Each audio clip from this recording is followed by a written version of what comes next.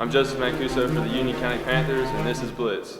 Welcome to Blitz. I'm Brian Carter here at Union County with Joseph Mancuso, senior quarterback for the Union County Panthers. Joseph, pleasure to have you on Blitz and talk about your incredible career. Thank you so much for your time. Thank you. Now, let's go ahead and get this one out of the way because I know it's painful to talk about, but unfortunately your career didn't end quite maybe the way you wanted it to. A heartbreaking loss to Bowden. It was a true barn burner. I think it was, you can refresh us on the score, it was ridiculous, over 100 points in that game. But to lose in overtime like that here on the home turf and then have to watch from the sidelines as they decide to go for two in overtime for the win. What was that like? How were you able to process that loss? I mean, going through the game, we were connecting and doing well. Defense was doing well, and then they had a couple rushing yards on us, and we were vice versa going touchdown, you know. But losing in overtime, it was tough to watch, but I mean, leave no regret on the field, and so that's what I think we all did. So. How much time did it take to really get over it, though? Did it take, I'm sure, a few days for it to really sink in? Because I know it was really heartbreaking for us just to see that final score and know that your career was over. Yeah, definitely. I think going back to school that week, it was just like, dang, you're not going to football practice that Monday. It was just over. But, I mean, you got to look forward to the next step, and so that's what I'm doing. Nevertheless, though, you led this team to state 3 years in a row, something that's never been done in school history. The statistics you put up were unbelievable, and we'll get to those in a minute. But when you look at your entire career, I'm not sure if you've had a chance really to completely reflect on the whole body of work, but how hard is that to get your mind around what you've been able to accomplish? Well, it's not just me. It's my whole team, my offensive line, my receivers, the defense, getting us the ball. But, looking back on it, it's been a good 3 years, and I've had fun doing it. So. Yeah, and it begs the question, what could you have done as a 4-year starter? Because in 3 years as a starter, you finish as in the top 10 in passing yards in state history, 5th all-time in all-purpose touchdowns, and 4th in touchdown passes. Again, those numbers, what do those mean to you when you step back and look that you put together over 8,000 passing yards, over 2,000 rushing? That's 10,000 yards of offense and over 100 touchdowns you accounted for. Again, you gotta thank the offensive line and the receivers. They just do a phenomenal job getting open and keeping me out of pressure. But yeah, being a 3-year starter has been a pleasure. Looking back on it, my freshman year, I got a lot of time learning behind T and everything, and that sort of propelled me into my sophomore year. So. Now you've had so many numerous big moments in your career here. I'm sure including clinching state playoff bursts and so on and so forth. But if there had to be one or two moments that really stuck out for you wearing that Panthers uniform, what would it be? I think just pregame, like just looking around and like all these players that are just so focused and ready to go. I think that's one of the memories that'll stick with me forever. But just going out there, running through the banner every Friday night, it was just an honor to be able to do that here. Now, obviously, one of your not-so-favorite moments would be a big scare you had this year. 2 years in a row, the de facto region title game comes against Rabun County. Couldn't have chalked it up better than that, two big rivals going at it.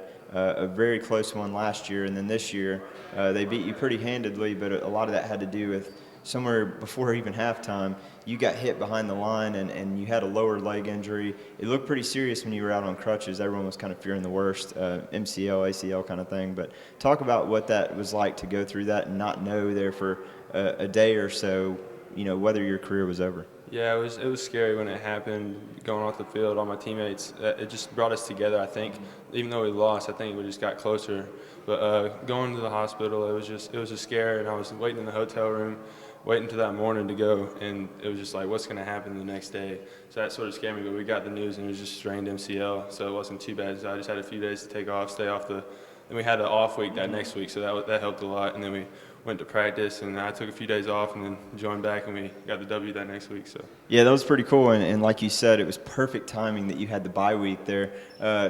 I have to ask, though, would you have played had you had a game that week instead? I think my parents probably wouldn't have wanted me to play, but I probably would have just put that brace on and just went my hardest. So.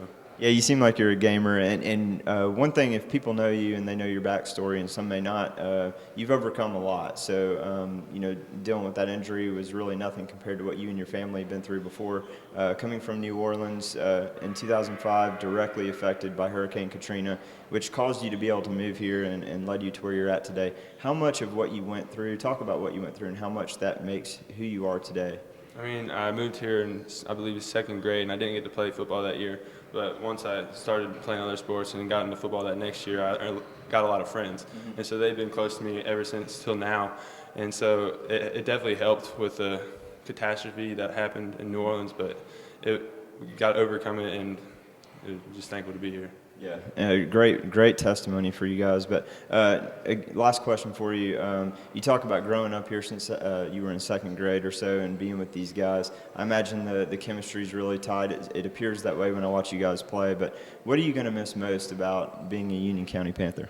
I think all my friends and just like all the camaraderie we had, just going out there and just competing. I mean, that's what I'm going to miss the most with my friends. But just the community was just awesome, all the fans and everything.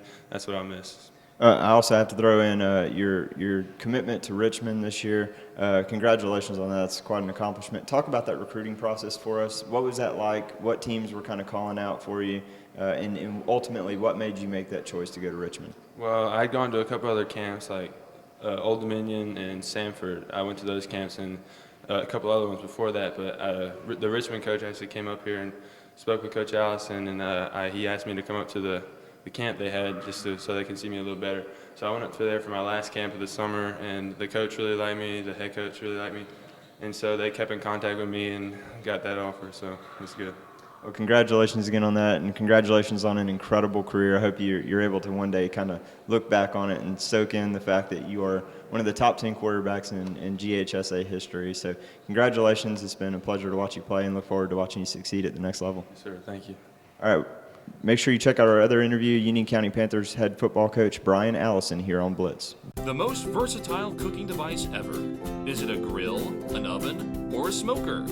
Yes, it's the Big Green Egg, and you can get yours now at Bob and Ted's Trophy in Clarksville, an authorized gold certified dealer.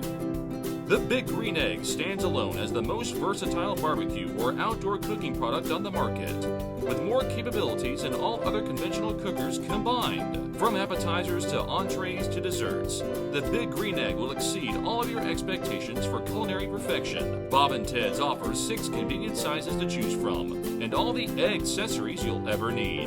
Whether novice or expert, come see why the Big Green Egg is the only outdoor cooker you will ever need.